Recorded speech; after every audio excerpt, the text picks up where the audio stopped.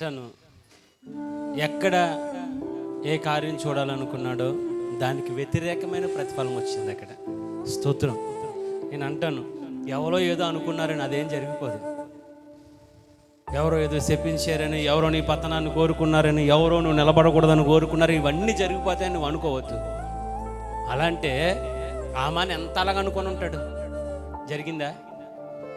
నా దేవుని చిత్తమే మన పక్షమున సిద్ధించబోతుంది. స్తోత్రం. ఏం భయపడదు.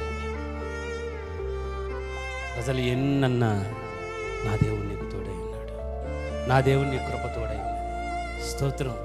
హల్లెలూయా. ఇంకొక విషయం, నువ్వెక్కడ ఓడిపోతున్నావో అదే నీకు నిలబెట్టే స్థలంగా మారుతుంది. ఎక్కడ నీకు నిలబడ్డానికి నివాసం ఉండదో అక్కడ నిన్ను బలంగా దేవుడు నిలబెడతాడు.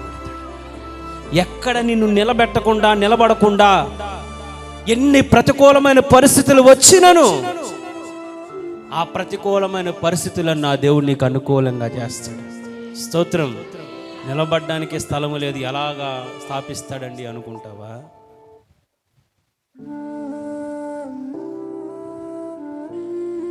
మరణశాసనం రాయబడింది, దేవుడు ఒక క్షణములో తారుమారు చేసేసాడు. స్తోత్రం. హల్లెలూయా.